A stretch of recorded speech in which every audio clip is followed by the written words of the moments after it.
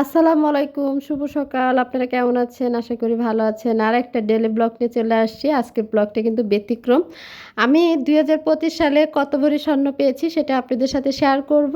আর আপনাদের সাথে অনেক কিছুই আজকে নিয়ে আসছি। দেখতে থাকেন ভিডিওটা। তো চলেন আমি এখন যাচ্ছি ব্যাংকে। আপনাদের ভাইয়া ব্যাংকে টাকা পাঠিয়েছে। আমার কাছে অনেক ভালো লাগতেছিল। তো ভাবতেছিলাম আপনাদের সাথে একটু শেয়ার করি।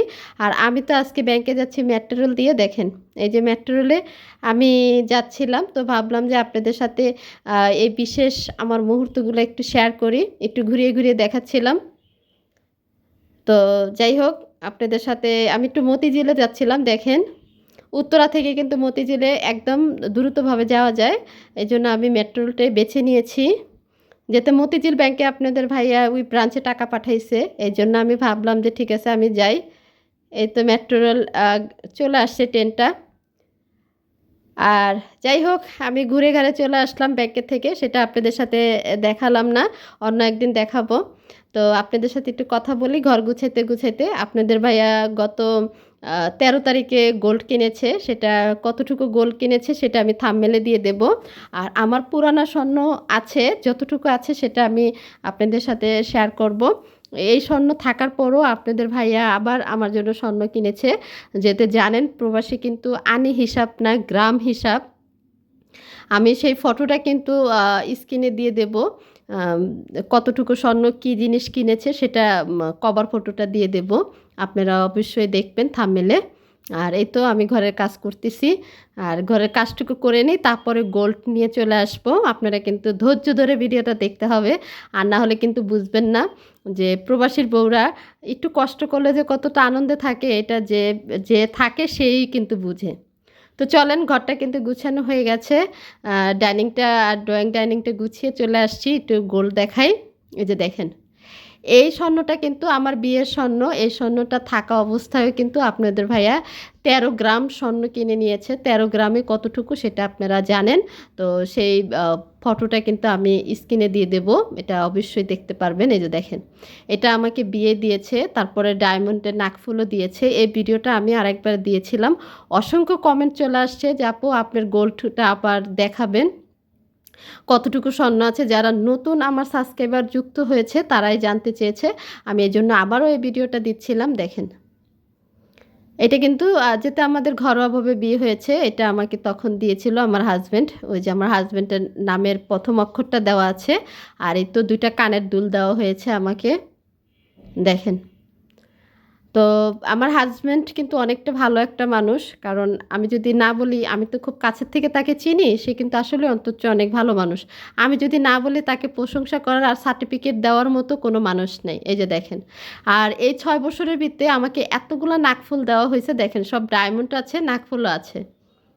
ডায়মন্ডগুলোই বেশি, কিন্তু আমার নাকেও একটা ডায়মন্ড আছে।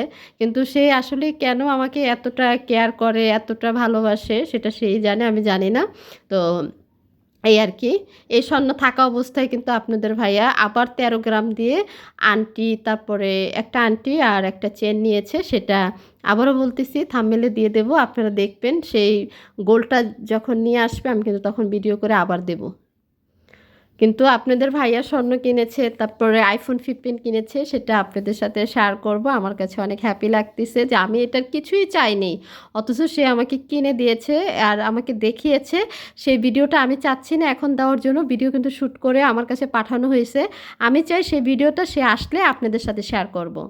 আর আপনাদের ভাইয়া কিন্তু রমজানে চলে আসবে। আর এই যে দেখেন, শিমের বিচি, আপনাদের ভাইয়া শিমের বিচি খাইতে চাইছিল। তো আপনাদের ভাইয়ার জন্য শিমের বিচি আইনা রেখেছি, যেতে রমজানে চলে আসবে। তার জন্য ভাবতেছিলাম যে রমজানে যেতে আসবে, তার জন্য যা যা খাইতে পছন্দ করে সেগুলো আমি রেডি করে রাখতেছিলাম। আপনার ভাইয়ার পছন্দের অনেক খাবার আছে যেটা একমাত্র বউ জানে। সে বউ আহ, চেষ্টা করে হাজবেন্ডকে খাওয়ানোর জন্য।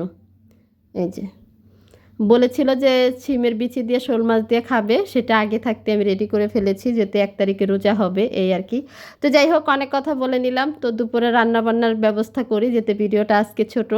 তো আপনারা একটু মনোযোগ দিয়ে দেখবেন, তাহলে ভালো লাগবে। আর আমাদের নতুন আপডেট কিন্তু আপনাদের সাথে শেয়ার করলাম। আর এই তো ডাল বসায় দিচ্ছিলাম, একটু ধুয়ে নিচ্ছে আর কি। তো জানেনই তো, কারণ আমরা যেতে ঘরের হোম ব্লগগুলো করি, আমাদের কিন্তু অনেক কাজ থাকে, সেই কাজগুলো কিন্তু আমাদের করতে, তারপরে গুছাইতে অনেক সময় লাগে। আর এই তো তেলাপিয়া মাছ ভিজিয়ে নিয়েছিলাম, ফুলকপি দিয়ে রান্না করব। আর আমার না সব থেকে বেশি ভালো লাগে কাজ করতে, কেন জানি না, দিনটা চলে যায় তাড়াতাড়ি। এই জন্য আমি সব কিছু রেখে কিন্তু আগে কাজ করতে পছন্দ করি, যে কাজটা গুছগাছ থাকলে মনে হয় যে আমার কাছে একটু হালকা লাগে। এই তো ডালটা হয়ে গেছে, আর বেশি কিছু করব না, আজকে দুপুরের জন্য ডাল রান্না করব, আর আলু ভর্তা করব, আর তেলাপিয়া মাছ দিয়ে ফুলকপি দিয়ে রান্না করে নেব। এই যে ছোট ছোট করে আলু পিস পিস করে নিছি, তাড়াতাড়ি যেতে হয়ে যায়, পাতলা পাতলা করে কেটে নিলে তাড়াতাড়ি হয়ে যায়, আমার কাছে মনে হয় এটা সুবিধা হয়। আর এই তো এটার ভিতরে আমরা অনেক ধরনের ভর্তা বানাই, এটারে আমরা পিসনি বলি। তো একটু ধুয়ে নিচ্ছিলাম পিসনিটা, কারণ একটু ভর্তাও বানাবো। জানি আমার ভিডিওটা তোমাদের ভালো লাগবে না, তারপরেও বলবো, প্রত্যেক দিনের ভিডিও কিন্তু একরকম হয় না, 19-20 হতেই পারে, তোমরা একটু মানিয়ে নিও। তো যাই হোক, চেষ্টা করব আরও সুন্দর করে তোমাদের সাথে ভিডিও নিয়ে আসার জন্য। যারা আমার নতুন ফলোয়ার আছো তাদেরকে অসংখ্য ধন্যবাদ, আর যারা পুরানা আছো, পুরানা যারা সদস্য আছো তাদেরকে আরও বেশি অসংখ্য ধন্যবাদ, যেতে তোমরা আমার সাথে থাকো, সাথে সব কিছু ভালো মন্দ কমেন্ট করো, আমার কাছে অনেক ভালো লাগে। আর এই তো ধুয়ে নিয়েছি, ধুয়ে নিয়ে নিয়ে ফেলেছি। আর এদিক দিয়ে দেখো করলা কাইটা নিছি, করলা ভাজি করব। তারপরে এই যে দেখো নিয়ে নিছি মিষ্টি কুমড়া, আর এখানে ফুলকপি, ছিম, আলু। তো ভালো থাকো, সুস্থ থাকো, অন্য একদিন আর একটা